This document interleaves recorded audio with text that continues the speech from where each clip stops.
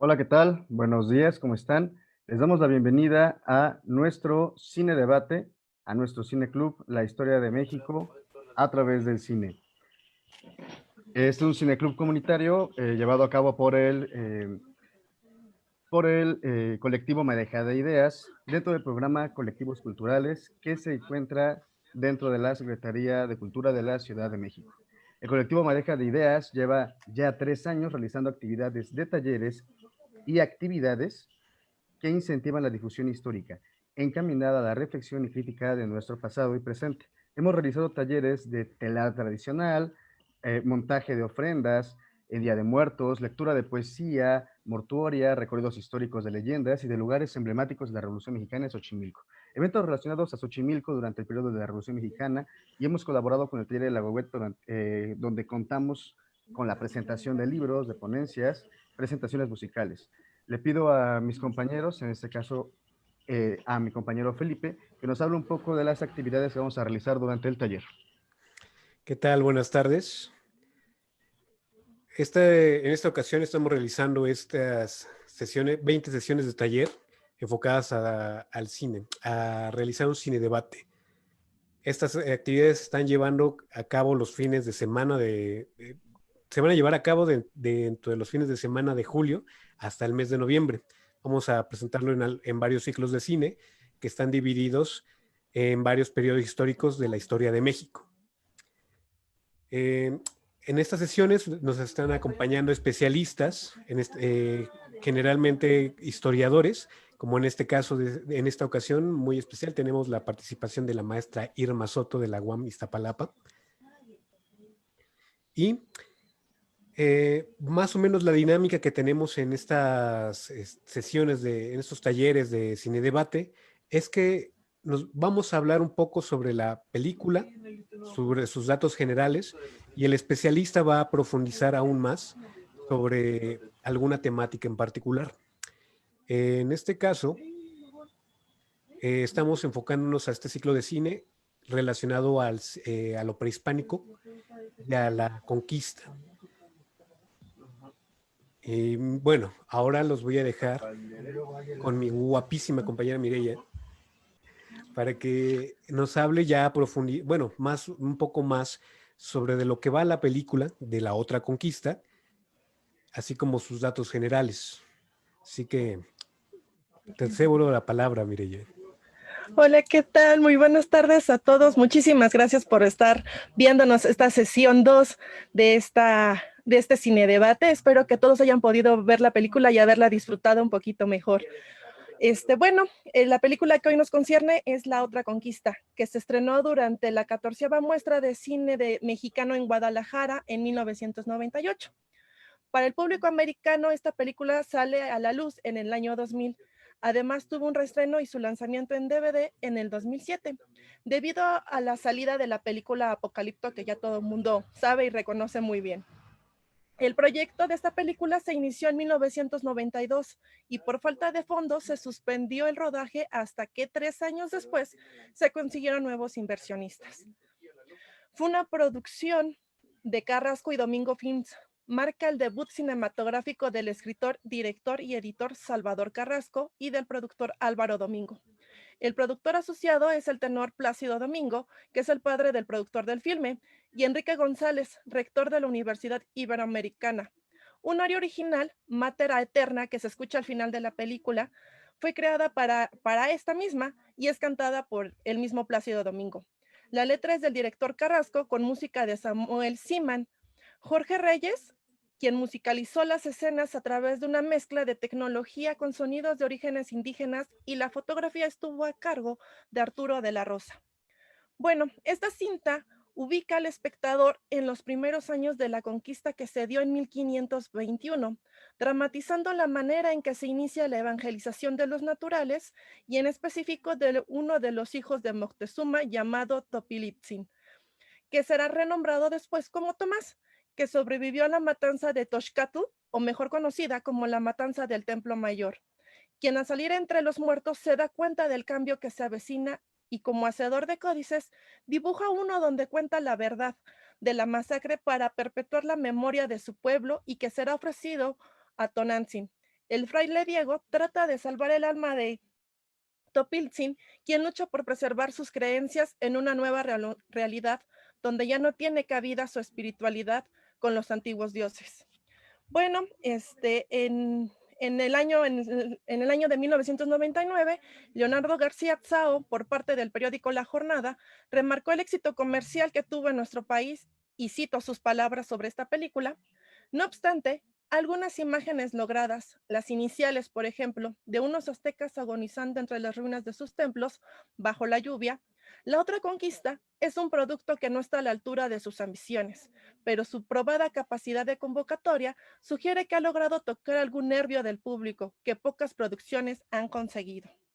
Mientras que Chama Rodríguez del Tucson.com señaló: tal vez el objetivo de Carrasco es muy ambicioso, pues pone nuevamente sobre la mesa el tema indígena y su eterno esfuerzo por mantener sus tradiciones y creencias. En mi opinión, no solo sale bien librado de la empresa, sino que, aún sin haberlo intentado, que aparece esta película 8 años después, su obra cumple como proponer una perspectiva alterna de la visión del indígena que a causa del éxito de Apocalipto ha circulado en el ambiente cinematográfico, y eso es ya de por sí un motivo para ir a buscarla a las salas del cine. Bueno, este Chema lo está reflejando después que la volvieron a remasterizar y que salió a la luz la película. Pero bueno, ya viendo todos estos tecnicismos, eh, el día de hoy, nuestra especialista es la maestra Irma Cruz Soto, que nos está acompañando, que es historiadora, es licenciada y maestra en historia. Realizó sus estudios profesionales en la UNAM y es profesora investigadora en la Universidad Autónoma Metropolitana Iztapalapa.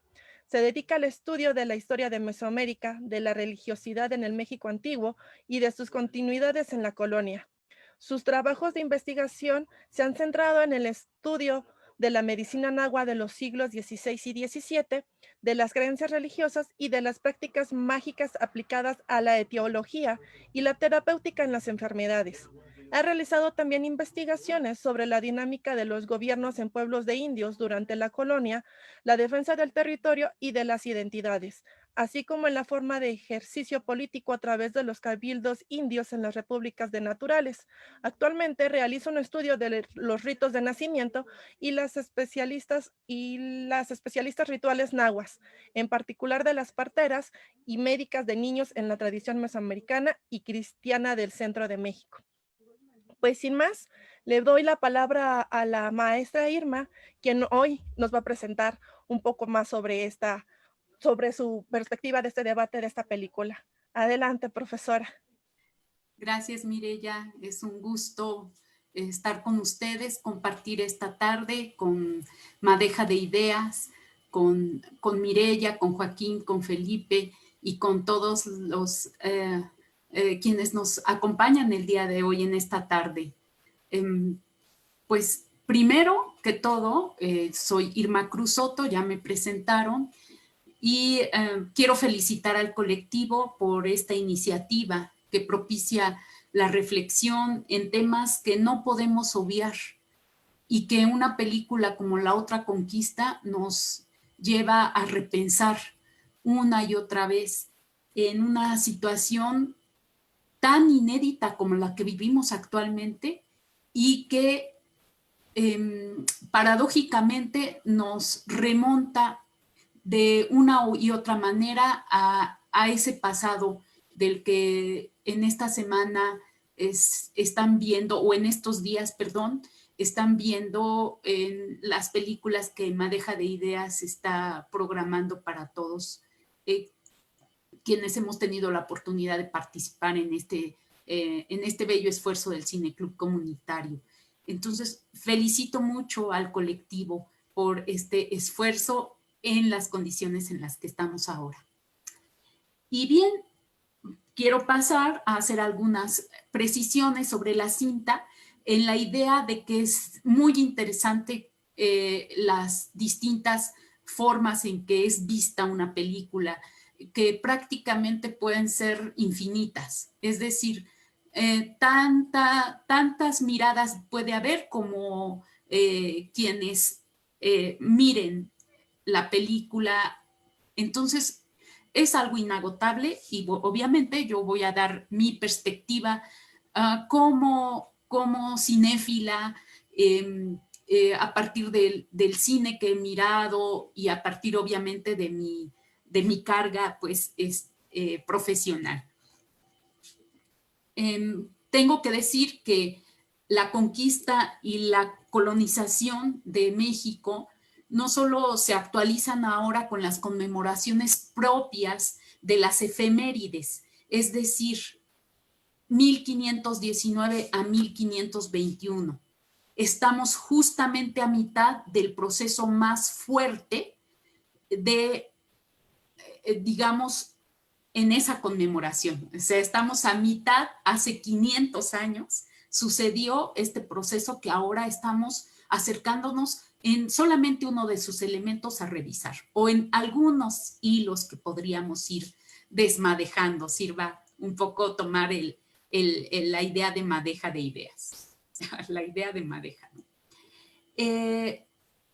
Entonces, como les decía, las conmemoraciones son importantes y son muy importantes en nuestra visión del pasado. Y cada que conmemoramos, hacemos no solamente un recuento, sino también una remembranza. Y la memoria, nuestra memoria personal y la memoria colectiva van enlazándose. De tal manera que no es lo mismo las miradas que tenemos de un evento, de lo que nos sucede ahora, o sea, de este 2020, a las miradas que tuvieron hace 100 años sobre el proceso de conquista y de colonización. En este 2020, las cosas son diferentes a 1920, por ejemplo, a 1910. Y justamente ahora que estamos haciendo esta magna conmemoración del proceso de conquista, que inició digamos, formalmente en 2019 y que veremos concluir de alguna manera en 2021, que es la llegada de la expedición de Hernán Cortés, aunque había habido dos previas, en 1517, en 1518, las expediciones de Juan de Grijalva y Hernández de Córdoba. La de Cortés cambia todo por completo, cambia la realidad por completo del territorio de lo que ahora conocemos como México y que los especialistas conocemos como Mesoamérica, para ayudarnos un poco a distinguir el México antiguo del México de la colonia, la Mesoamérica y la Nueva España, que es justamente Cortés nombra a estos territorios la Nueva España. La España es la perla más grande, la joya más importante que tiene España, va a ser México, sin duda. Entonces, justo lo que vivimos ahora, esta pandemia, también nos va a recordar este nuevo mundo que sufrió una de las peores catástrofes demográficas documentadas en la historia de la humanidad. Entonces, estamos viviendo momentos de suma importancia, no solamente desde nuestro presente, desde lo que vivimos ahora, desde esta reclusión en la que estamos ahora, porque estamos viviendo una pandemia de proporciones mundiales, pues por eso es una pandemia, sino porque también nos está recordando lo que sucedió a nuestros antepasados hace 500 años. Pero vamos a referirnos a la otra conquista, a esta película de 1998, como ya nos hizo recuento Mireya, el director, que también es guionista, que también hizo la edición de la cinta, y estos nombres importantes que están ahí, ¿no? Plácido Domingo, que tiene una presencia importante en la vida artística cultural de nuestro país, todos lo conocemos, y muy interesante el reparto también, ¿no? Un joven, Damián Delgado, que es el papel de Topiltzin, que es hijo ilegítimo de Moctezuma, esta figura pues ficticia, pues, que es, digamos, no hay un hijo que se llame así, ¿no? No se llamó así, es parte de la ficción de la cinta.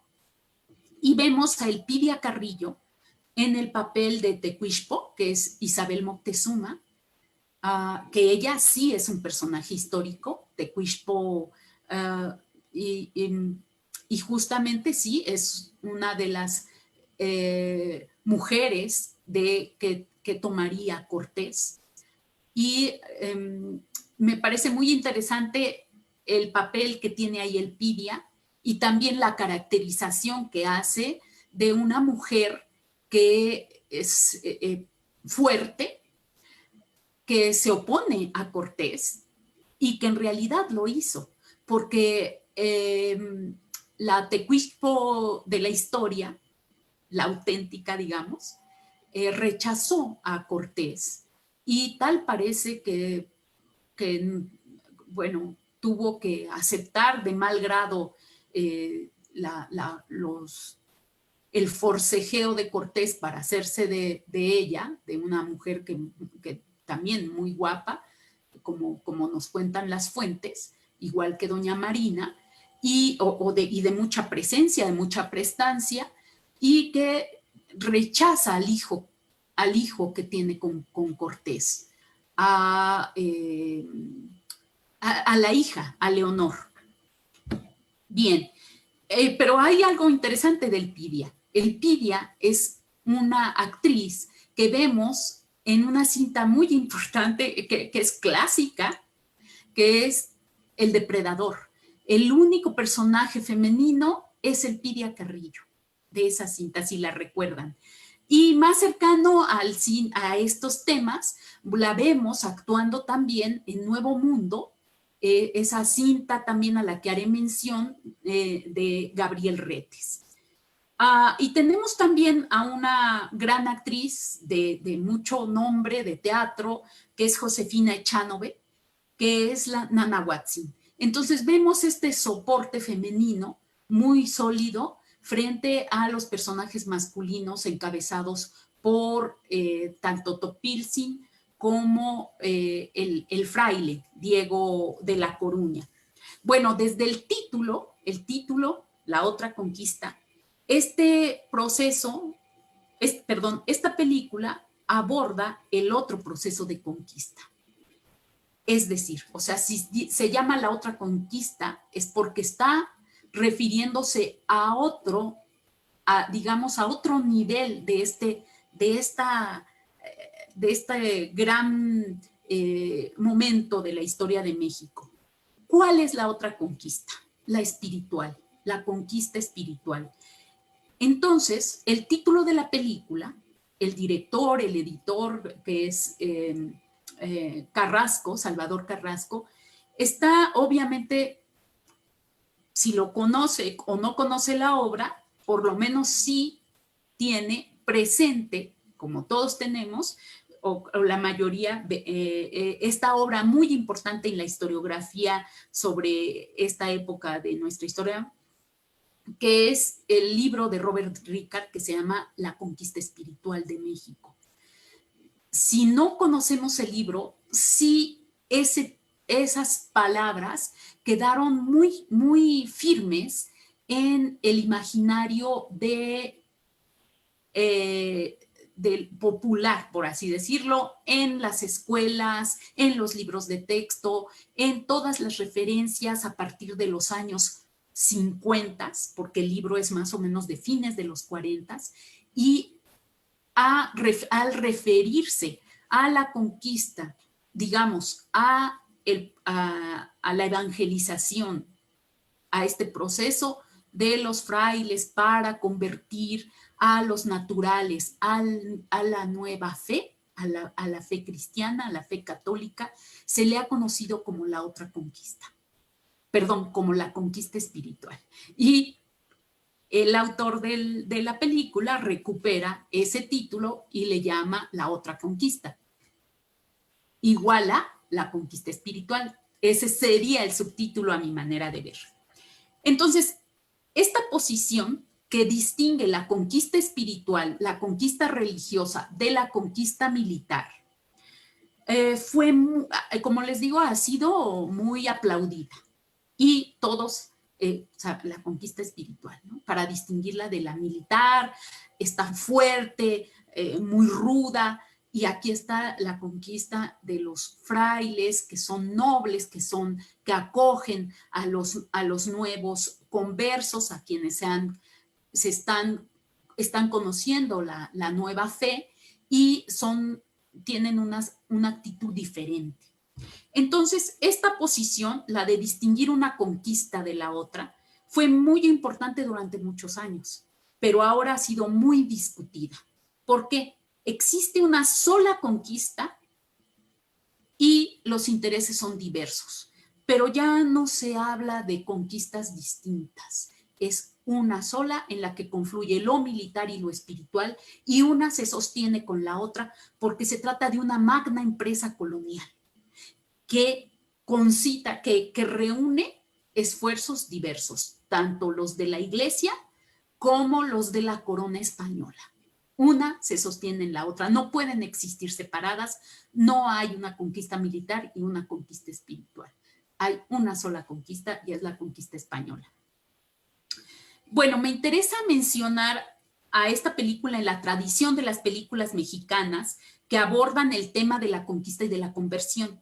Tenemos una lista considerable, desde la excelente Tepeyac de 1917, que también les invito a estas cintas que voy a mencionar, hay que mirarlas, hay que aprovechar y verlas. Tepeyac de 1917, con una muy buena restauración de la Filmoteca de la UNAM, y la podemos encontrar ya en línea, es una de las primeras películas silentes, o sea, mudas. Otra película importante es La Virgen que forjó una patria, de 1942, hasta El Nuevo Mundo, que ya la mencioné antes, de 1978. En estas tres cintas también se trata el tema de la conversión, de la evangelización, de la cristianización, vinculado obviamente a las antiguas creencias que se están tratando de destruir, o sea, a la antigua diosa madre telúrica y frente a la nueva diosa virginal, es decir, todas las diosas que se destruyen para que se establezca una diosa virgen, madre, para todos los nuevos mexicanos, ¿no? Para este Nueva España. Bueno, en el análisis de la cinta que nos convoca, porque hay que pensarla, o sea, la vemos y la pensamos, obviamente, para eso estamos acá. Comenzaré por señalar sus virtudes, las que para mí, a mi parecer, son virtudes. Hacer una película como esta, tan grave, tan dramática, y que además tenga éxito comercial, porque tuvo éxito comercial, es una proeza sin duda alguna. Considero muy sugerentes las primeras escenas, igual que lo dice Leonardo García Sao, estoy de acuerdo, como ya lo mencionó Mireya. ¿Y por qué? Porque en las primeras escenas el fraile agoniza, tanto como agoniza la evangelización. Recuerden que en muchos momentos los conquistadores le dicen al fraile que es inútil, que los indios nunca se van a convertir al cristianismo. Entonces, esta primera imagen del fraile agonizando pareciera ser, digamos, una antesala de lo que vendrá. Las cosas no son sencillas, ¿no? Ahí está el fraile como un poco en este momento en el que las cosas no van nada bien.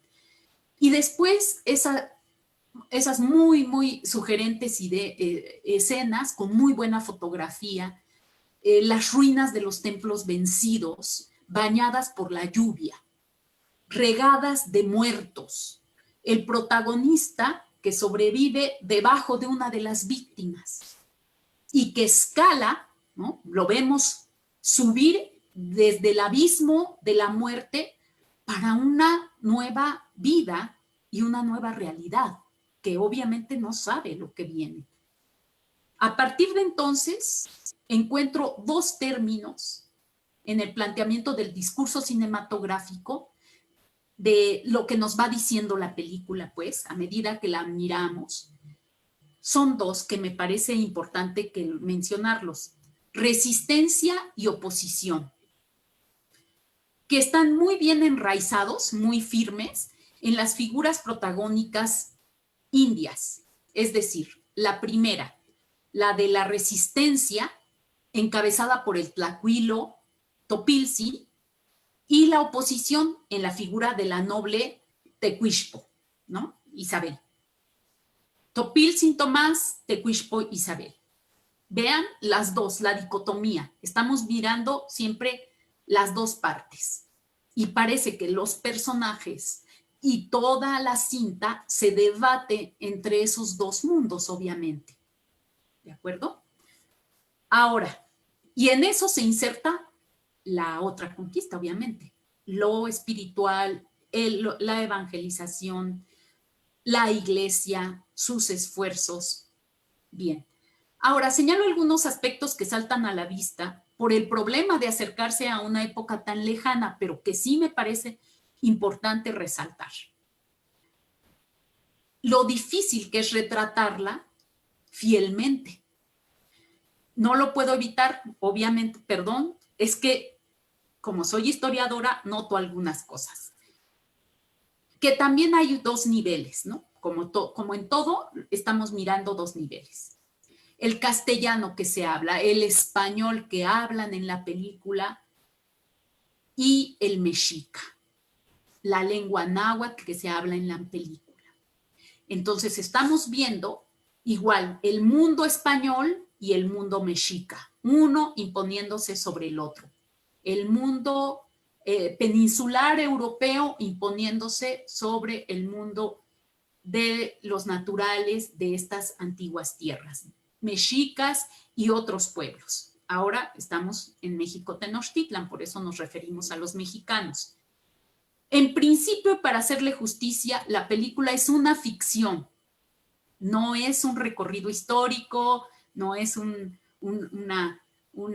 trabajo documental, no, es una ficción, eso lo tenemos que ver. No vamos a aprender historia mirando la película. Vamos a ver algunos elementos que hacen, que nos recuerdan estos episodios de nuestro pasado. Como es una ficción, bueno, por lo tanto, debemos considerar que no retrata la época o los hechos históricos a cabalidad. Es una historia que fue elaborada por el director, etcétera. Hay un guión. Por añadidura, el castellano, la lengua española que se habla en la cinta, es muy moderno. No se hablaba así en el siglo XVI. Usan algunos términos que no se conocían o no se usaban a cabalidad en esa época, como icono, que también se puede, o indígena. Si se dan cuenta, yo estoy hablando de indio y lo hago como categoría histórica, porque es una categoría histórica y es una categoría legal. Hay ordenamientos, leyes que hablan de pueblos de indios. Entre el siglo XVI y el XVIII, los propios nativos de estas tierras, nuestros antepasados, se referían a sí mismos como indios. O sea, el término fue adoptado también. Y los documentos dicen indios naturales, por ejemplo, indios naturales o naturales del pueblo de Tacuba, o indios del pueblo de Tacuba, por poner un ejemplo. Me refiero a Tacuba porque pues fue la encomienda justamente de Isabel de Moctezuma, que también es mencionada en la cinta.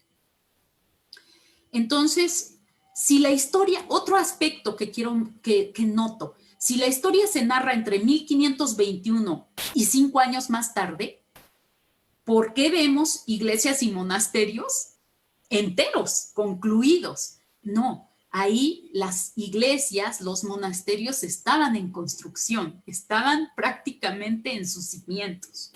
Hay algunos que terminaron de construirse pronto, pero no antes, no completos como los vemos en la película. Entonces, digo, es parte de la escenografía, pero hay que tener claro que pues era imposible que se concluyera alguno de estos monasterios tan pronto en los años 1525 y anteriores.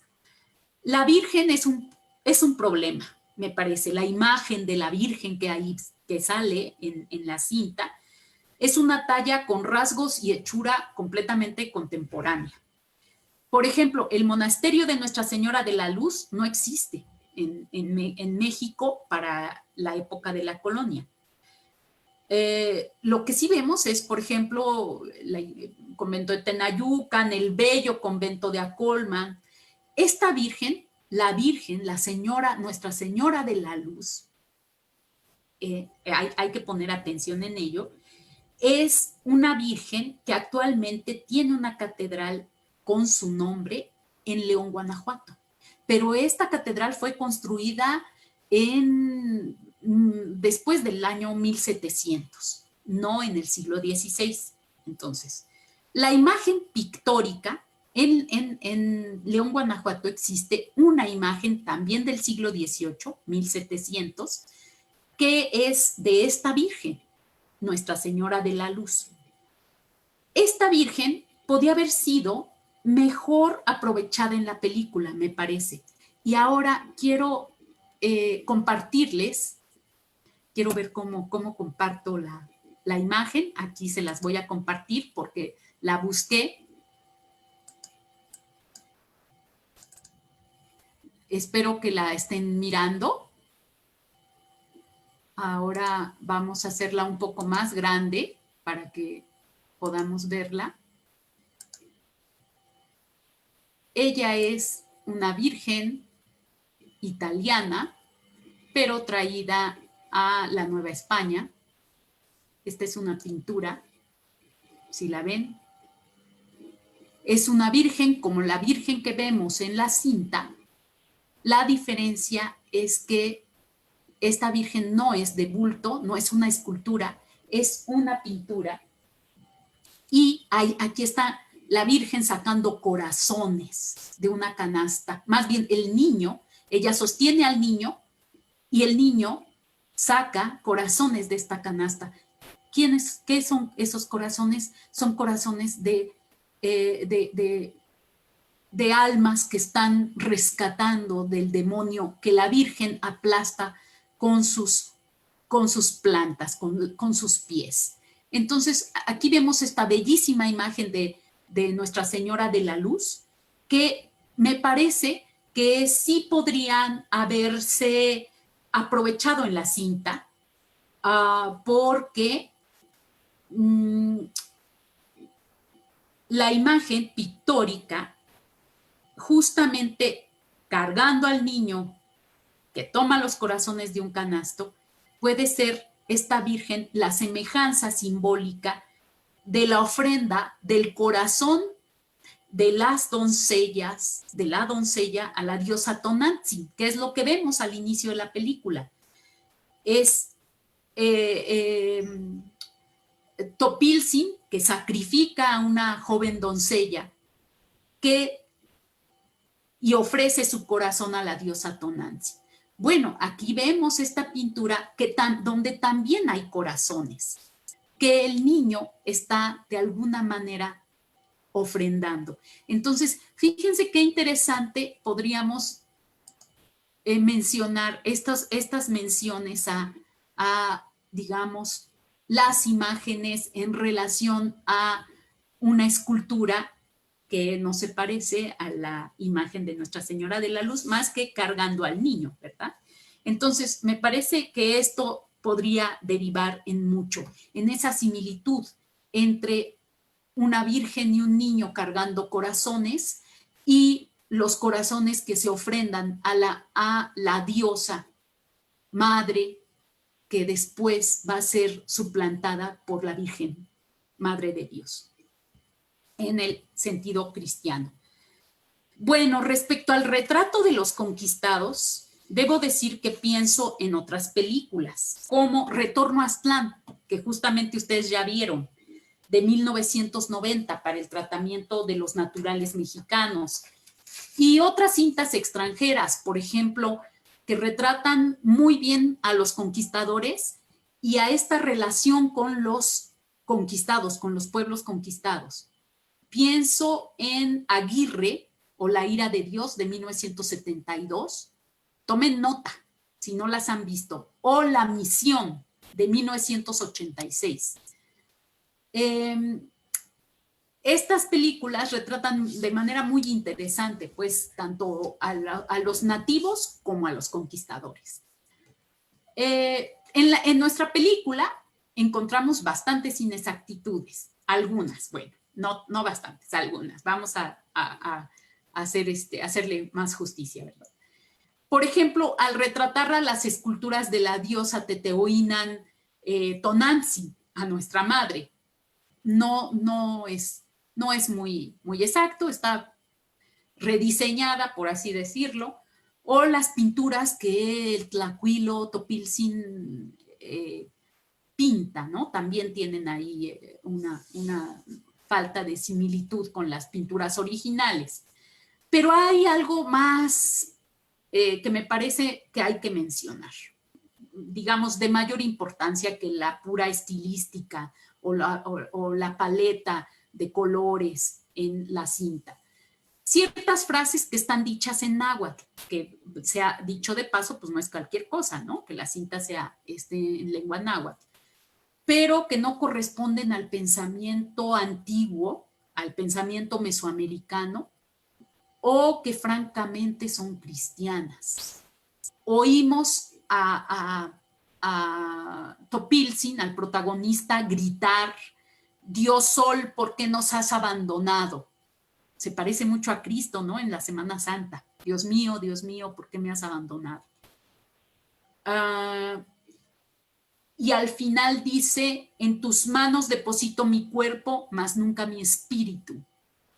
O en tus manos deposito mi cuerpo, mas nunca mi voluntad.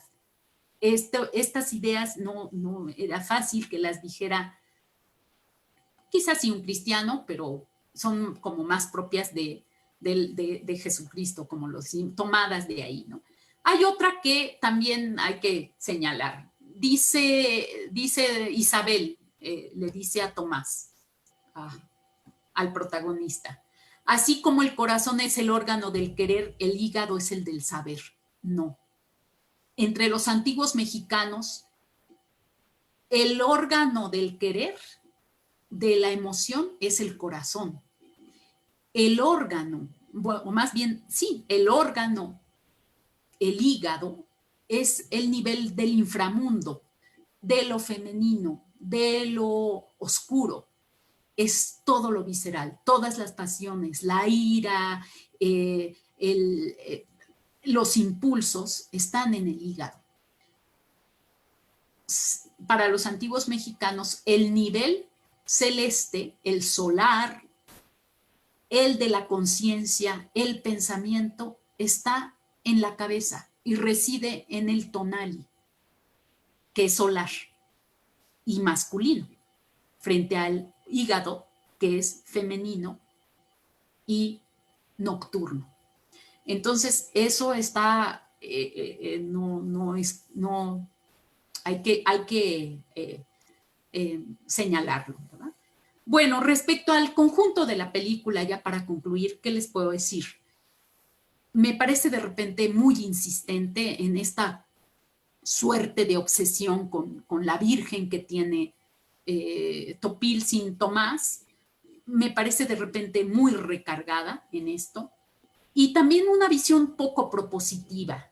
Hay muchos lugares comunes, ¿no? Todo esto de los personajes que son arquetípicos, es decir, el villano, que son el conquistador, frente a la víctima, que son los indios, ¿no? Esta visión que ya la conocemos muy clara, ¿no? Muy maniquea.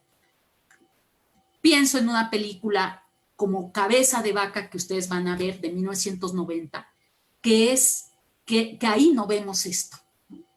Vemos un planteamiento distinto, no de blanco y negro, los malos y los buenos. Vemos algo más. No quiere decir que no haya habido malos y buenos, ¿verdad? No quiere decir que no tengamos una posición, claro, pero me refiero al tratamiento de la película.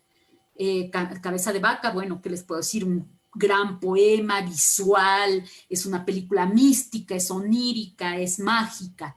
Todo eso es una gran propuesta y, bueno, queda un poco, está, digamos, un poco a la saga, La Otra Conquista en relación con el tratamiento de Cabeza de Vaca, por ejemplo.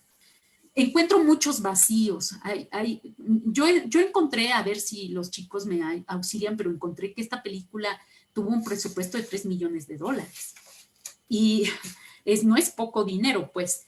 Y veo que tienen pocos extras frente al cine de referentes históricos en México, que es enorme, ¿no? Enorme la cantidad de puesta en escena, de extras, de personajes. Pienso en el cine de Miguel Contreras Torres, el cine de corte histórico o con referentes históricos en México.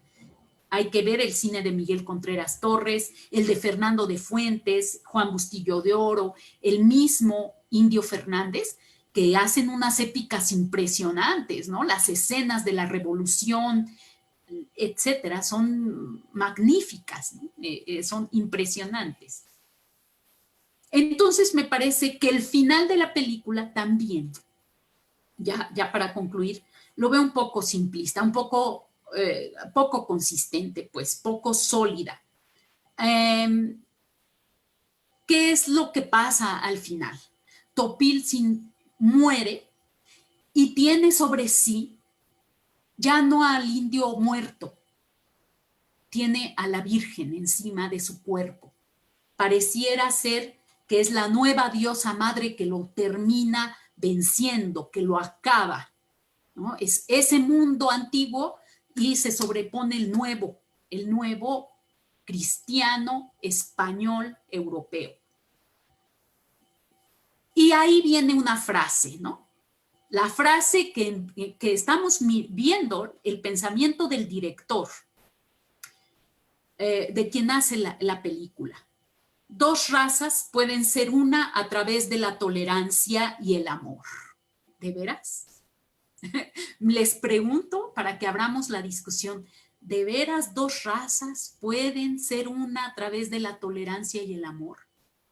No hace mucho, hace unos días escuché en Radio UNAM, no les puedo decir quién era porque no escuché la charla completa, a alguien diciendo que debíamos reconciliarnos con la conquista. Creo que a nosotros no nos toca reconciliarnos con la conquista porque no somos quienes la vivimos. En principio, y en segunda, tendríamos que conocerla mejor y entender de alguna manera, tratar de acercarnos a lo que vivieron los antiguos mexicanos, a lo que vivieron y lo que sufrieron, a la viruela, a caminar sobre los muertos, a ese continuo de muerte, destrucción, enfermedad, imposición, colonización, para tratar no de reconciliarnos, sino de conocer y de entender ese pasado remoto en nuestro presente. Y por último, quisiera abrir pues los comentarios a una pregunta referente justamente al personaje y a la película. ¿Es auténtica la conversión? ¿Topiltzin realmente se convierte, muere convertido al cristianismo, así como anhela tener a la imagen de la Dios, de la Virgen con él? Esa sería mi pregunta. Así como tiene la imagen, ¿entiende el mundo cristiano y el mundo europeo? Eso sería mi reflexión. Gracias. Pues Ok, antes de responder bueno, que respondamos rápidamente las preguntas, pues más que primero el agradecimiento a esta intervención que hace la maestra Irma. Realmente sobre esta película hay muchísima tela de dónde cortar, podríamos extendernos horas hablando de ella. Así, Como nos mencionó, hay varios tópicos importantes o destacables entre la figura de la mujer, la figura de los indios, la figura del conquistador y en sí, pues, tal vez la figura más fácil de destacar sería la evangelización y la aculturación, ¿no? Tal vez de eso va más la pregunta, o al menos así como la entiendo. ¿Cuánto tiempo tarda en convertirse una persona y si realmente llega a suceder, ¿no? Yo considero que no, que una conversión no se logra al 100%, especialmente cuando una sociedad, o en este caso estos personajes, bueno, viéndolo en el marco de la película, un personaje como Topitzin tiene un trauma enorme ante los acontecimientos vividos y la pérdida de sus seres queridos, y sobre todo el daño físico, bueno, toda esta violencia que vive, en la que se ve inmerso, que tiene que tan solo aceptar para sobrevivir, que era lo que quería su hermano, ¿no? Que él aceptara que ya se había perdido todo de cierta manera, pero de una manera también para preservar lo poco que se podía. Entonces, yo considero que no se puede realmente llegar a una conversión completa, sino más bien lo que sucedería es una apropiación de unas nuevas ideas y adaptación a lo que uno ya tiene de conocimientos, pero también en su propia, ¿cómo se dice esta palabra? En su propio concepto como individuo.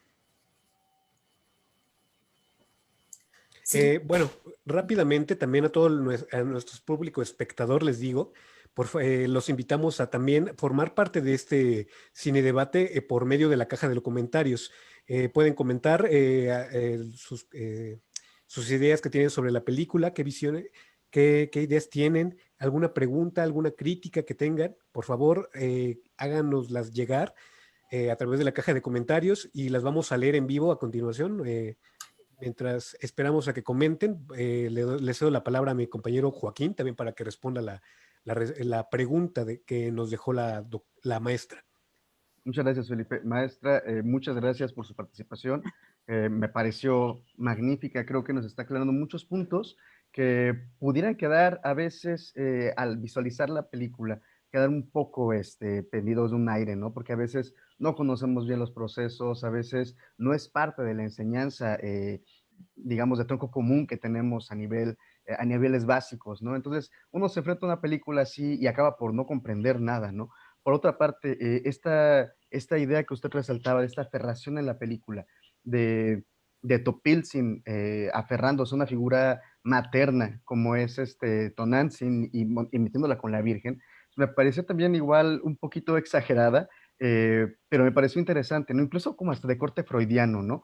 Porque si lo pensamos, Topilzin pierde muchas figuras femeninas y figuras en algún aspecto materno, ¿no? Por ejemplo, nos dan a entender que esta chica a la que sacrifica tiene una relación sentimental con ello, por lo menos es emocionalmente importante para él. Después, al mismo tiempo, se muere la abuela. Antes, al principio de la película, se muere la mamá. Y después, acaba perdiendo a doña Isabel, ¿no? Se la acaba quitando. Entonces, es una relación muy freudiana, ¿no? Entre esta diosa, las figuras femeninas y la Virgen de Guadalupe. Eso sí me pareció un poco exagerado, un poco descontextualizado también. Claro, a final de cuentas no sabemos, ¿no? Cómo lo vivieron esas personas. Y creo que sí es muy importante rescatar eso que mencionaba usted. Eh, ha estado o estuvo muy en tela de juicio durante un buen tiempo esta idea de tener que generar una disculpa hacia el pueblo mexicano por la conquista española. Y uno como, pues, como historiador, uno como ciudadano, se pregunta, bueno, en realidad la disculpa tiene que ser para todo el pueblo o para quién tiene que ser, ¿no? ¿Quiénes son realmente los que sufrieron esto? Entonces, creo que es bien importante rescatar esta parte porque tenemos un constructo, una idea de los indígenas que va muy apegada a los libros de texto, que va muy apegada a indígenas que generan todo el tiempo rituales y que viven las cosas o la vida o su cotidianidad de una forma que nos parece completamente fuera de la realidad, ¿no? Y no tenemos los elementos para saber cómo lo vivieron. Lo que sí sabemos, dado los datos que tenemos históricamente, es que la población se vio diezmada en pocos años, ¿no? Lo que sí sabemos es que las conversiones en algunos casos fueron muy violentas, hablamos de un proceso violento, ¿no? Y entonces es que tenemos que reconfigurar esta idea de la disculpa hacia quién tiene que ser y cómo tiene que generarse. Ahora sí, Mireya, por favor, te escuchamos. Gracias, muchísimas gracias, profesora. Espero que a todo mundo le haya gustado la explicación de la profesora Irma, porque la verdad estuvo muy fluida, muy sencilla y más fácil de entender de a qué va la película, ¿no? Sí creo que una conversión total no se pudo lograr.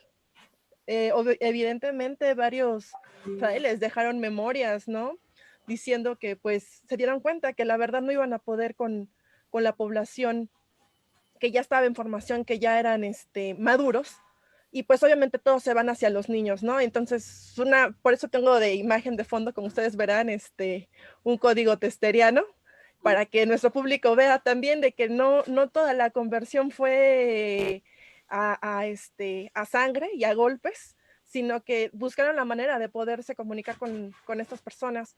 Pero sí, o sea, la iconografía que utiliza, que sí es muy materna, como ya lo remarcó mi compañero Joaquín y también Felipe, se acerca creo que mucho más hacia las personas, ¿no? De que ellos puedan entender de la manera en cómo lo estaban viendo los antiguos indígenas, hacer una equiparación, ¿no? Que puedan entender, que tengan una manera sería más como un acercamiento a algo que ellos ya conocen, formar una empatía, ¿no? O sea, ¿qué sentirías tú que llegaran, tiraran a tu madre, quitaran todo lo que tú conoces y te impusieran algo nuevo? Y pensar también esa idea, ¿no? Del indígena, de que siempre se está viendo al del pasado, al que sufrió y al que lo dañaron. Pero el indígena del presente es el que tenemos, igual, ¿no? De lado, no sabemos qué pasa, cómo está esta situación, y yo me remontaría mucho a varios pueblos de varias zonas indígenas en Chiapas, ¿no? En la sierra también tarahumara, en donde ellos aceptan la religión católica, pero ellos siguen manteniendo las tradiciones que sus ancestros les heredaron, ¿no? Esta veneración a la naturaleza, y que todavía nosotros seguimos o algunas personas siguen como diciendo, pero ¿por qué no quieren aceptar, no? Ya en qué siglo estamos, ya esas cosas son banales, ya no funcionan. Y creo que esta película nos ayuda a reflexionar también eso, ¿no? De que esa conquista espiritual pareciera que se quedó allá atrás, pero sigue permeando hasta nuestros días, ¿no? Ya no sea tanto espiritual, sino también ideológica, ¿no? Política, más que nada, para que puedan seguir atrayendo a estas personas. Entonces, sí me parece muy, muy importante todos los puntos que remarcó, y también la imagen que nos presentó, ¿no? De la Virgen, de qué es lo que quiso decir el director, pero no lo supo explicar, porque la mayoría de las personas, al menos las de provincia, algunas sí tienen idea de cómo es la Virgen ay, se me fue su nombre, Pues, discúlpame, de la luz.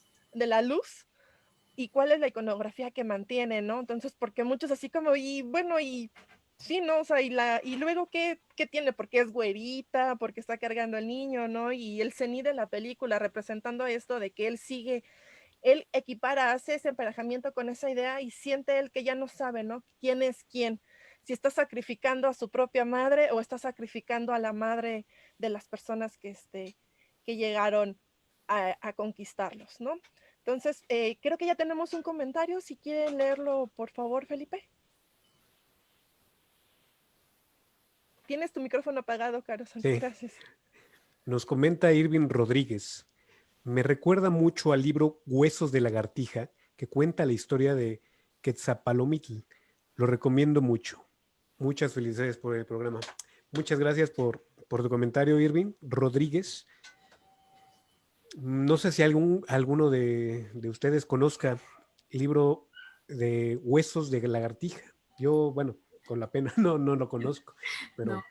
pero No tenemos el proceso, pero la curiosidad nos salta en este momento, entonces yo creo que será bueno después buscarlo para poderlo leer. Joaquín, ¿nos quieres leer el otro comentario, por favor? Claro, sí, yo sí lo he leído, lo han leído mis estudiantes de Ah, tercero de secundaria, se los he dejado leer. Me parece una muy buena referencia, Irving, una muy buena referencia. Esta película me recuerda muy bien, digamos, a ese libro que es pues como de corte general, ¿no? Huesos de lagartija, pero también, digamos, en términos de los historiadores que nos están viendo y también la profesora, me recuerda mucho a la conquista de lo imaginario. Entonces, creo que tenemos ahí bastante literatura para que podamos nosotros entender mejor el proceso. Y bueno, aquí tenemos una pregunta, dice, es de Beto Fabián Ruiz, dice, completamente de acuerdo, ya que se puede apreciar que a lo largo de la historia nos presentan rostros falsos que no concuerdan con rasgos de la época, y no solo eso, sino que también en ocasiones nos prendan retratos que salen muchos años después de algunos personajes. Y pregunta que si también podría proporcionar usted alguna relación. ¿relación? Así lo puso, no sé, Ah, no entiendo muy bien a qué se refiere. quizás se esté refiriendo a algún texto relativo a la época de la conquista, Sí, supongo. probablemente. Bueno, yo creo que es importante entender que el cine, o sea, que retratar etapas de la historia, pues obviamente es algo que se va a quedar en el plano de la ficción, pero que nos ayuda de alguna manera justamente, no solamente a que lo disfrutemos, el cine yo creo que se disfruta, nos gusta el cine, o sea, no hay mejor ejemplo que este esfuerzo de ustedes, el cine es algo muy importante en nuestras vidas, en nuestra época, o sea, no se diga, ¿verdad? Si hubiéramos nacido hace 3 siglos, pues no tendríamos el placer que tenemos ahora de ver cine. Entonces el cine una, eh, es una fuerza enorme de nuestra cultura y refleja lo que somos, refleja las preguntas que le hacemos a los problemas sociales a partir de lo que se retrata o a las cuestiones históricas, como en este caso. Por eso se hace una película, porque hay algo, un tema que inquieta, hay un tema que interesa, hay un tema del que hay que hablar. Entonces, hay muchos elementos que se conjuntan para el lenguaje cinematográfico. Y que empiezo con la fotografía, con la palabra, con la palabra grabada, o sea, todo esto está conjuntado. Entonces, bueno, tenemos que considerar, ¿no? A veces quienes somos historiadores, pues nos ponemos muy rígidos con esta cuestión de cómo se retratan ciertas cosas, ciertos personajes, etapas históricas, si este era gordo o era flaco, si qué sé yo, es muy blanco y no tendría que ser así. Entonces nos perdemos de repente en esos detalles, ¿no? A mí, por ejemplo, les puedo decir que no me gustó el maquillaje. O sea, habiendo tenido Retorno a Aztlán, que es un muy buen ejemplo de maquillaje, un muy buen trabajo, aquí el rostro de la doncella que se va a sacrificar tiene unas cosas muy raras en el rostro, que también tiene Topilzin y que el maquillaje ahí se les barrió, ¿verdad? Así, no me gustó nada. Pero bueno, ¿qué podemos leer sobre la conquista? Y les digo por qué es tan importante que hayan ustedes considerado en esta revisión de la historia de México la etapa de prehispánica, por así decirla, y la de la conquista. Y si se dan cuenta, yo creo que sufrieron para encontrar ejemplos. Si ustedes ven el cine de la revolución, o sea, tienen, pero o sea, es tanto que van a tener que escoger y se van a quedar una fila de 20 películas que hubieran podido programar. Pero el cine con corte histórico relacionado a la época prehispánica y a la época colonial en México es muy complicado hacer ese cine y ha resultado de repente un tanto fallido a mi manera de ver las cosas. Porque justamente está involucrado ahí visiones del pasado que nos dejan a unos inconformes, a otros pues qué bueno que nos conquistaron, y otros se dan cuenta todas estas cosas que se ponen a pelear las familias, nos ponemos a pelear los amigos, etcétera, porque son temas que siguen siendo muy difíciles de congeniar pareceres. Pero yo a lo que iría es acercarnos justamente a los conquistados, a los conquistadores y a los conquistados. A mí me gustan dos textos que ustedes seguramente conocen. Uno, que son los llamados Anales de Tlatelolco, y que es el libro 12 de la conquista, que escribió junto con sus informantes indígenas Fray Bernardino de Sahagún. Fray Bernardino de Sahagún reunió, digamos, testimonios de habitantes de Tlatelolco. Ellos son testigos presenciales de la conquista y alumnos indígenas de la escuela de San Juan, de Santa Cruz, de Tlatelolco. Estos alumnos, que eran indígenas, indios pues, pero sabían español, sabían latín, ellos ayudaron a transcribir estos testimonios. Son riquísimos testimonios. Ese es un texto importante. Otro texto importante es sin duda las cartas de relación de Hernán Cortés. Sin duda que lo es. La primera relación, la segunda relación, que es justamente donde retrata, tiene que hacer relación porque él tiene que legalizar un acto que fue ilegal. Entonces, por eso tiene que dar cuenta de todo, y tenemos el testimonio del conquistador mismo. Pero ahí está la visión de un soldado, que es la de Bernal Díaz del Castillo, la historia verdadera de la conquista de la Nueva España. Y para eso vemos ahí las dos o tres, o sea, estoy contando dos conquistadores y una evidencia, digamos, de esta relación de la conquista por quienes la sufrieron. Y entonces nos damos cuenta de que no podemos hablar en plural. No podemos decir qué bueno que nos conquistaron o qué mal que nos conquistaron, porque no somos nosotros los conquistados. Somos descendientes que sufrimos todavía efectos de esa colonización, sin duda alguna. Que todavía sufrimos, ejercemos racismo también. Que la idea de mestizaje, fíjense hasta dónde podemos derivar. Un evento histórico, una película con lo que vivimos en la actualidad. Algo como el racismo y el mestizaje. La misma idea de mestizaje es una idea colonial, de coloniaje, que justamente en la película la estamos mirando, cuando esta frase que me parece desafortunada, francamente, dos razas pueden ser una. ¿Qué significa? Mestizaje, lo que conocemos como mestizaje. Porque con mestizaje es muy fácil decirlo todo. Ah, no, la religión se hizo mestiza, se sincretizó. No, el sincretismo no nos sirve para entender un proceso tan complejo como el de las religiones antiguas y las del cristianismo. ¿Qué tenemos? Tenemos nuevas religiones, una tradición religiosa mesoamericana, como lo señala Alfredo López Austin, otros textos que recomiendo, los del doctor López Austin, para entender que no hay sincretismo, no hay dos religiones que están unidas. Eso no es así, como bien lo señala Mireille. Los procesos son mucho más complicados. No quiere decir que el Día de Muertos es una fusión entre lo antiguo y lo moderno, no. El Día de Muertos es muy español, es muy cristiana la fiesta.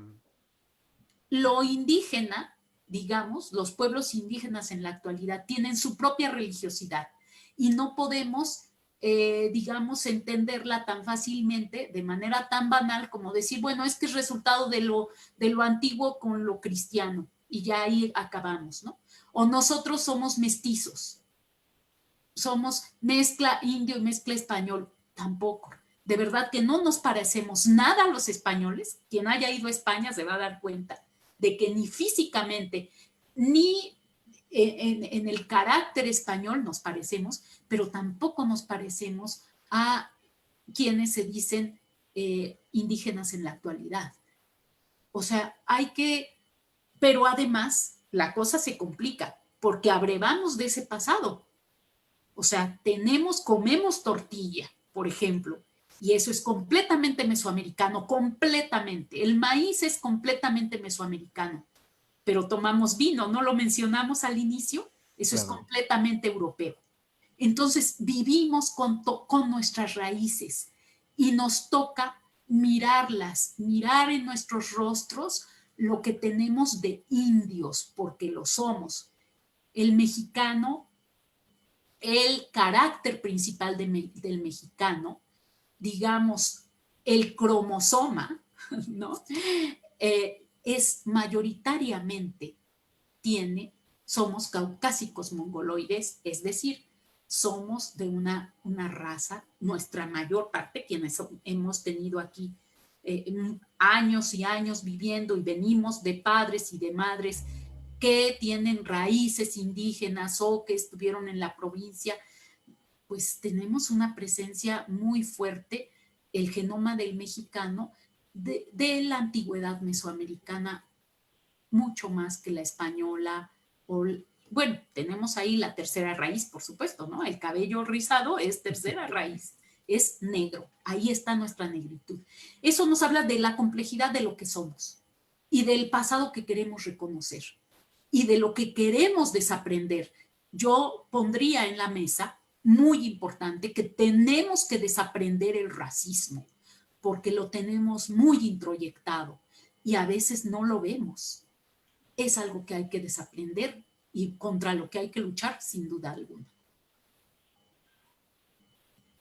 Muchísimas gracias por esa respuesta, maestra. Creo que es muy importante en estos días donde creo que ha surgido demasiado el racismo y más en nuestro vecino del norte, ¿no? Y nosotros pues somos a veces una copia de esa mentalidad que se atribuye de este lado y que a pesar de que uno diga, es que yo no soy racista, pues sí, sí lo tenemos, ¿no? Creo que necesitamos reflexionar también en la manera en la que estamos repensando y estamos viendo a los otros que no somos nosotros, porque a veces uno se siente atacado, ¿no? Ya estas palabras de siempre de la vida, de que tú eres un indio, o te bajaron del cerro a tamborazos, y de esta manera, ¿no? Entonces, sí, muchísimas gracias por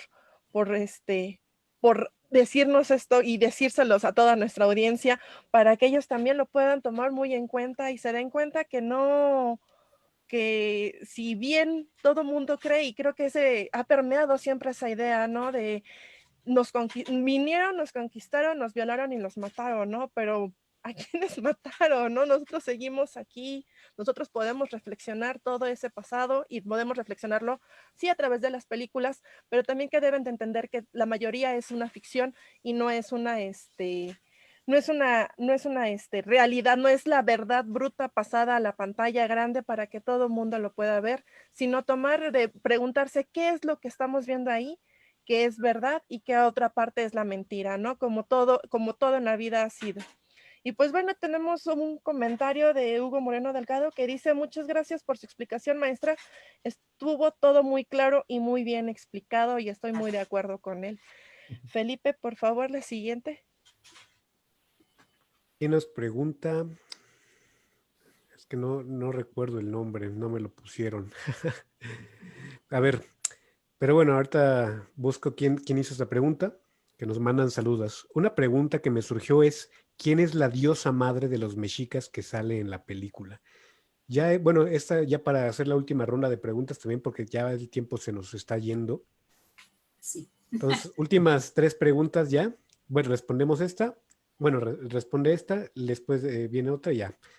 Casi para finalizar, ¿vale? Sí.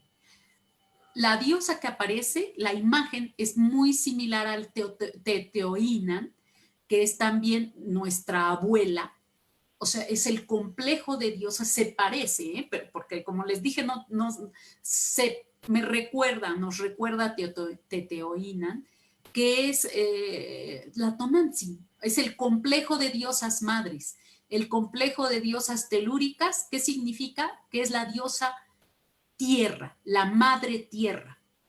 La idea de la tierra como la madre paridora, la que pare los frutos, las plantas, y la que además al final, recuerden la imagen del templo mayor, de la gran diosa, la misma Coatlicue, o sea, se le puede llamar, es la misma, es el mismo complejo de diosas. Nuestra madre Coatlicue, Teotihuacán, la diosa abuela, la diosa madre, es esta diosa que vemos que tiene garras, porque es la tierra que traga a los muertos. A la tierra se le alimenta con muertos. La tierra guarda a los muertos para que después puedan florecer los frutos. Y esta es la idea. La diosa que vemos ahí es una diosa madre, una imagen de Tonantzin. Esa es lo que vemos. Bien. Que quiere ser Tonantzin, digamos. Que pretende, ¿no? Que pretende ser. Aquí tenemos, doctora, muchas gracias por su respuesta. Otra pregunta de Edialet Rivera. Dice, muy interesante la sesión. Vemos qué importante es no solo ver el cine, sino debatirlo, analizarlo y contextualizarlo. No vivimos en esas épocas, pero a través de esta actividad, el cine, podemos recrear este tiempo. Enhorabuena al colectivo Madeja de Ideas por el proyecto. Saludos, Idelet Rivera, de la alcaldía Palapa, gestora cultural. Muchas gracias, Idelet, por tu comentario. Y pues sí, doctora, ¿qué piensa de esto? De que, pues esta idea, ¿no? De que podemos tener el cine para recrearlo, pero también, importante lo que usted decía, pareciera que el cine nos tiene una deuda a las personas que gustamos de ese tipo de cine sobre una buena película, una buena trama sobre esta época de la conquista, ¿no? Así es, sí, es una trama para reflexionar, nos guste o no nos guste, nos haya parecido entretenida o no tanto, etcétera, ¿no? O sea, lo importante es cómo nos lleva a pensar las imágenes que vemos, qué podemos derivar. Como les digo, las visiones pueden ser enormes, cada escena podemos desilvanarla, cada una de las escenas, de los movimientos, de los enfoques de cámara, todo nos está diciendo algo, no es gratuito. Y algunas cosas seguramente ni el director, ni el fotógrafo, ni todos los productores se imaginaban que uno iba a poder decir. O sea, la película es algo que sale de un proyecto, es un proyecto que cuando se pare, así como parir una nueva criatura, ya no pertenece a sus creadores solamente, sino a quienes participamos de ese evento cultural, porque el cine es un evento cultural, sin duda alguna, y hacemos cultura cuando miramos el cine y cuando lo platicamos, cuando lo comentamos, cuando lo discutimos. Eso es cultura también. Entonces, yo quiero volver justamente con esta reflexión acerca de lo necesaria que es reflexionar, inclusive cuando nos podemos divertir o relajar o comer palomitas viendo una película, en este caso, pues nos lleva mucho a la reflexión porque, y ustedes mismos lo han dicho, han hablado de cómo, del proceso de apropiación, del proceso de adaptación a partir de la conquista.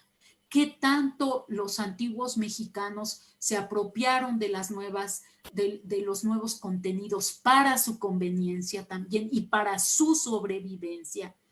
¿Qué tanto se adaptaron? ¿Lo pudieron hacer? Sí y con muchas dificultades. Yo quiero hacer referencia a toda esto que hemos hablado. No podemos mirar el pasado mesoamericano, el pasado de la conquista, sin vincularnos a lo que es ellos, que son nuestros antepasados, porque lo son, o sea, somos mexicanos, independientemente de la antigüedad que tengan nuestras familias directas aquí. Hay quienes vienen de fuera, etcétera, pero nosotros en general, si nos vemos nuestros rostros, en nuestros rostros está ese carácter de lo mexicano, de lo mesoamericano, definitivamente, y bueno, los antropólogos físicos ya nos lo dijeron, ¿no? El genoma del mexicano es mesoamericano, primordialmente. El de los españoles es de otro carácter, ¿no? Nosotros somos de esta naturaleza. La pérdida de la vida, la pérdida del mundo en que se nació y en el que se vivió.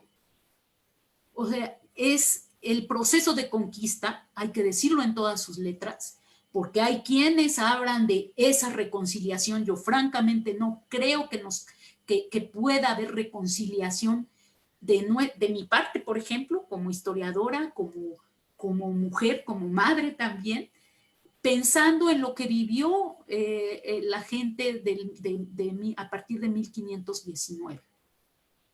Y antes, en las Antillas, en lo que ahora es Cuba, en lo que ahora es Santo Domingo. O sea, el proceso de pérdida es brutal.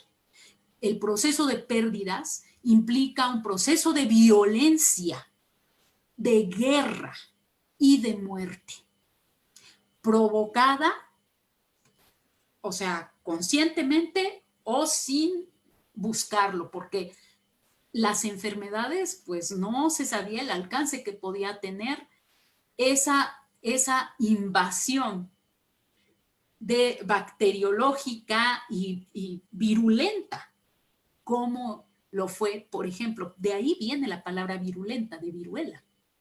La viruela fue brutal para los pobladores del México antiguo. Entonces, hay que entender eso, hay que entender de alguna manera el milagro también de que estemos nosotros vivos aquí, de que seamos producto justamente, de que tengamos la cantidad de genoma mayoritariamente antiguo, porque eso significa que a pesar de ese proceso violentísimo, de entre 15, 20 millones de habitantes que existían en 1519, en 1517 vamos a ponerlo, antes de que llegaran los primeros navíos a tierras, a las costas de Yucatán, para 1630, 1620, 1630, el primer siglo de conquista, si contamos 1520, 1630, la población nativa, natural en México, apenas si rebasa el 1.000.000 de habitantes. La pérdida humana es brutal. No tenemos idea de lo que significa la mortandad en un siglo de conquista. Tanto así que la pérdida de vidas implica, y la pérdida poblacional, por supuesto, demográfica, va del 90 al 100%, casi al 100%, como sucedió en las Antillas. Cuba perdió prácticamente por completo su población nativa, víctima de la guerra y de conquista y víctima de las enfermedades. Entonces, si tengo unos minutos, me gustaría hacer una lectura muy breve sobre justamente lo que vieron los conquistadores y lo que vivieron estos que a veces, de manera despectiva, se les llama o los llamamos indios y que nos avergüenza, que no queremos tener la piel morena, ¿verdad?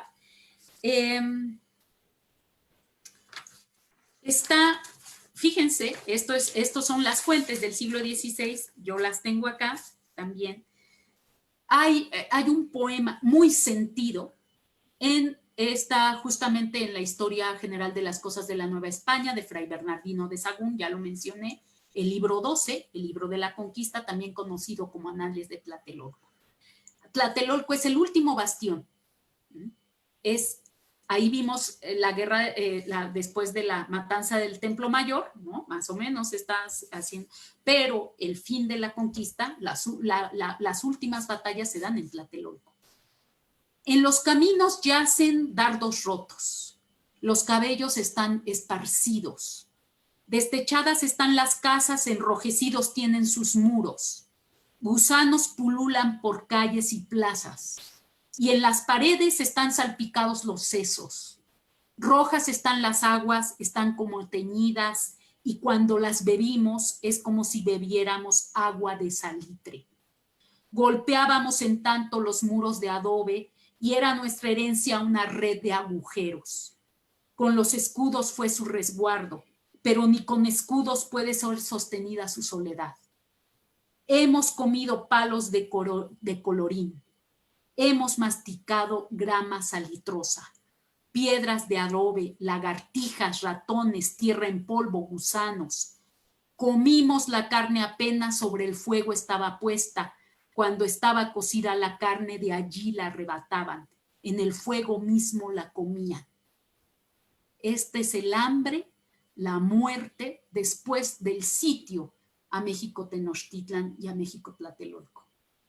Eso es una evidencia real de lo que vivieron nuestros antepasados y que sobrevivieron, casi por una fortaleza, obviamente, y también porque siempre la población, ese 1.000.000 de habitantes, siempre logró seguirse reproduciendo. Aquí lo mismo, casi igual.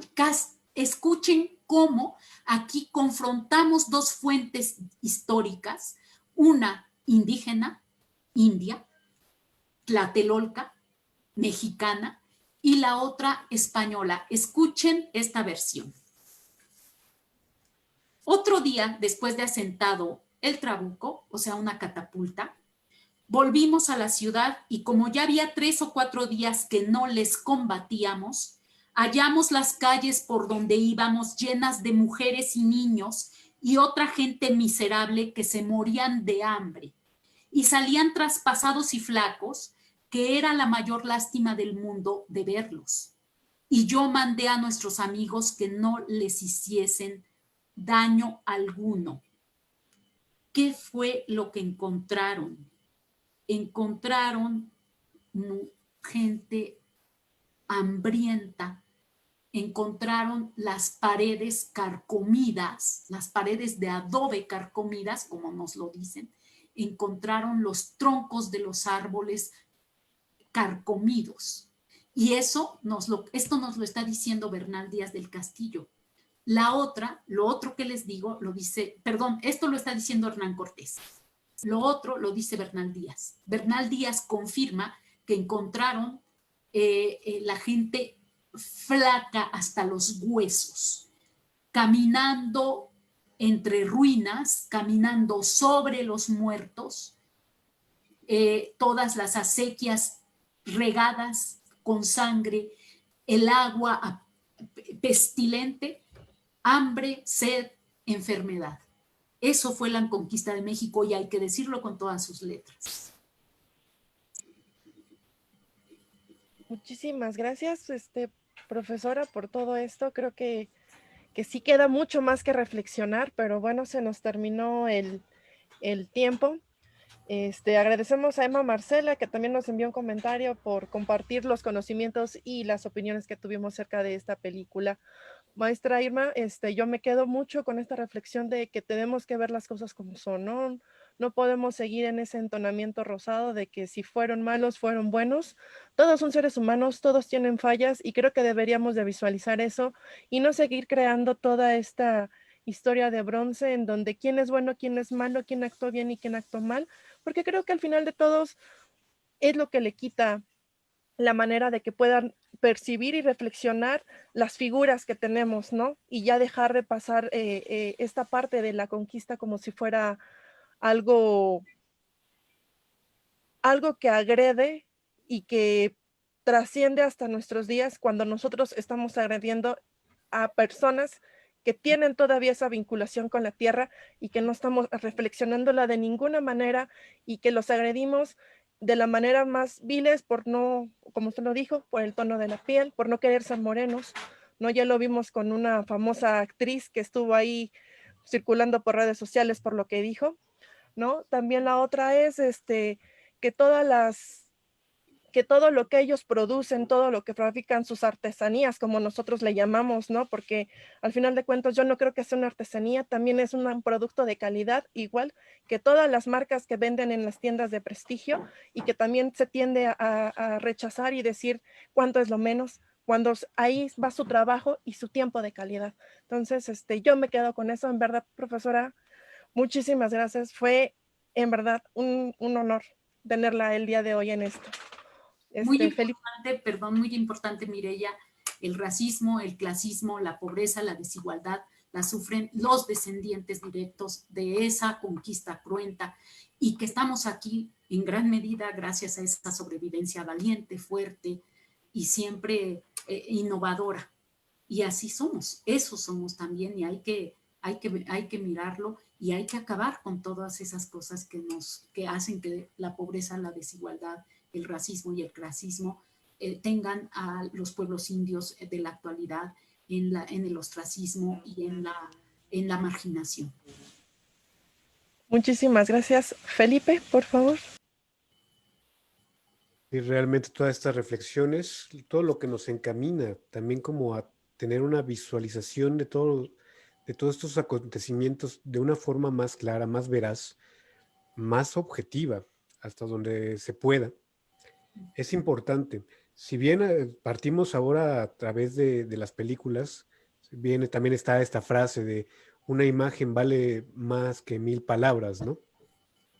En este caso, estas imágenes que nos permiten tener un acercamiento un poco más, tal vez no exacto, pero más aproximado a lo que es un acontecimiento histórico. Bueno, en este caso que hablamos eh, películas de corte histórico, pues, y sobre todo a imaginarnos a incentivar esta imaginación para comprender también este pasado. Porque a veces nos sentimos tan ajenos a algo que ni siquiera, o sea, creo que de aquí, bueno, al menos yo y sé que mis compañeros como tal, pues ninguno habla náhuatl, ¿no? No sé si usted, maestra, sí, No, pero, traduzco nada más un poco, no soy. o al menos comprenderlo un poco, pero no en cuanto a pues a su cosmogonía completa del mismo idioma, ¿no? O sea, simplemente entrando por eso, tal vez podríamos decir que la película de Retorno a Aztlán es un poco más difícil de digerir, ¿no? Es otro tipo de perspectiva también del cine al que estamos acostumbrados usualmente. Así. Pero yo creo que sí, como también mencioné hace rato en un comentario muy puntual, alguna espectadora, creo que Dilet se llamaba, es que sí, el cine no se tiene que quedar solo en un espectáculo, ¿no? Algo de entretenimiento, sino que también sirva como una herramienta de reflexión, de difusión también del conocimiento. Así es. Estoy completamente de acuerdo con usted. Y bueno, Pues, pues finalizamos con Joaquín. Bueno, antes que nada, pues muchas gracias, maestra. Creo que como ya habíamos comentado, nos ha aclarado muchísimas dudas, no solamente a nosotros, sino a parecer a nuestros espectadores. Y creo, me parece, por lo que hemos estado leyendo, pues la recepción que estamos teniendo, que pues el objetivo se está cumpliendo, ¿no? Generar difusión y que ya esto llegue a más personas. Y eso creo que es lo más importante. En términos de este proyecto. Y bueno, pues yo me quedo con lo que está comentando, me quedo con esta idea de cómo son los indígenas en nuestro imaginario colectivo, ¿no? Cómo los visualizamos, cómo los comprendemos y cómo es que esa idea de indígena de el pasado, choca con la idea de indígena del presente. Y cómo es que también tenemos, por decirlo de alguna manera, tenemos una inercia histórica, tenemos una inercia con estos pueblos, con estos grupos, en términos de atropellarlos, en términos de violar sus derechos. ¿Durante cuánto tiempo las leyes, las reglas no estaban en sus idiomas y no podían defenderse, ¿no? O sea, si nos ponemos a hacer la cuenta, creo que es larguísimo. Y me parece muy bueno, me parece muy bien que lo ponga con sus letras. Esta narración que nos acaba de hacer de Bernal y de Cortés y de Sagún me parecieron muy buenas porque nos deja ver el proceso ya no de una forma tan romántica, ¿no? Hay muchas veces que la gente lo imagina como, ah, a mí me gustaría haber estado en la conquista y pelear y la guerra, y uno se hace ideas bien raras de adolescente, pero la realidad no es así. La realidad es mucho más compleja, la realidad es mucho más terrible. Y la vivieron de una forma estrepitosa y horrenda, ¿no? Principalmente horrenda.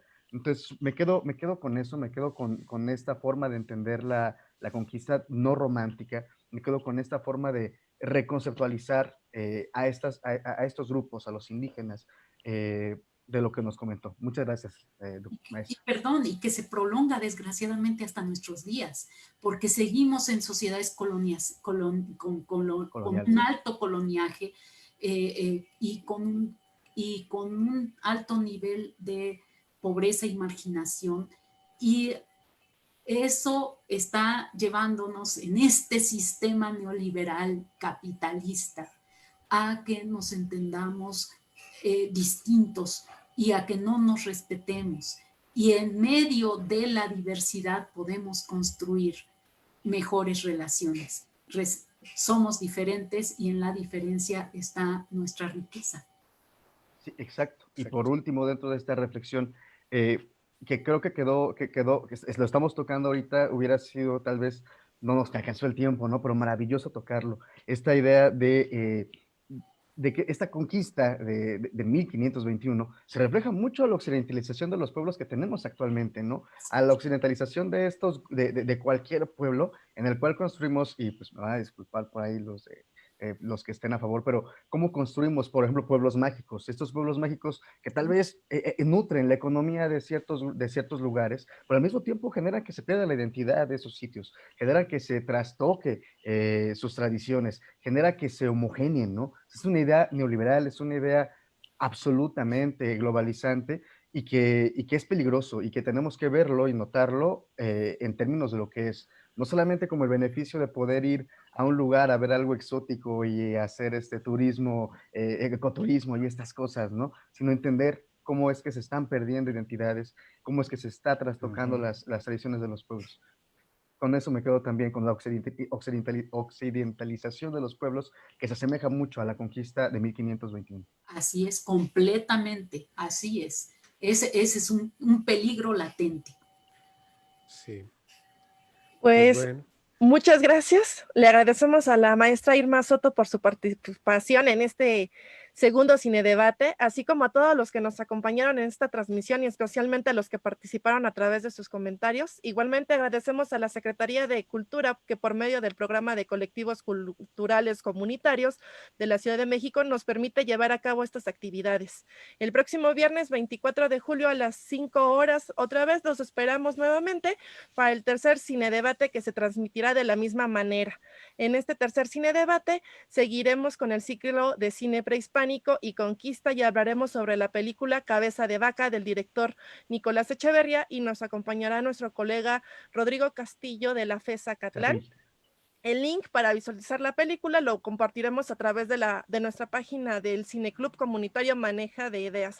Pues muchas gracias y muy buenas tardes a todos por estar viendo esta transmisión. Mis saludos, Ah, perdóname. sus saludos, discúlpenme. Mis saludos, le Chinito mandamos tiene saludos saludos. aquí a nuestro querido Emanuel Ramírez, que nos está viendo, Jonathan Serch, uno de mis estudiantes que quiere ser historiador, ahí está en su camino, Irving Rodríguez, un compañero de la universidad, Edson Landeros, uno de mis estudiantes también quiere ser fotógrafo, toma muy buenas fotografías, ampliamente recomendado, mi buen amigo Rodrigo Orduña, también uno de mis estudiantes, y Giovanni Rivera, uno de mis compañeros médicos que está rifando allí el físico, ¿no? Ahorita con todo esto del Claro, COVID, y bravo. pues, algunos que me faltaron de la sesión pasada, que está por ejemplo, mi maestra Emma Marcela de la secundaria, algunos compañeros como Pepe de Rey y otros más. Ahorita no tengo la imagen, discúlpenme. Y también un saludo muy especial, desde luego, a la profesora Irma Hernández, que nos apoyó mucho durante este encuentro con la profesora Irma Cruz. Y bueno, nada más son esos por ahorita. Si me faltaron algunos, lo juro que los voy a comentar la siguiente sesión. Discúlpenme, No amigos. se desesperen, Ujú. no se No se desesperen, ya desesperen. les va a llegar su saludo. Pues bueno, igualmente un saludo para todos los amigos que nos están viendo desde Colombia y algunos de los amigos que también nos están viendo desde Brasil. Ah, Saludo, saudações. qué gusto, qué Pues gusto. bueno, Abrazos a la distancia. pues bueno, con esto ya damos por finalizada esta sesión. Pues nuevamente muchas gracias y nos vemos la próxima semana. Hasta luego. Adiós, amigos. Gracias, Gracias, bye. felicidades Gracias, por maestra. el Hasta éxito. luego. Muchísimas gracias, profesora, por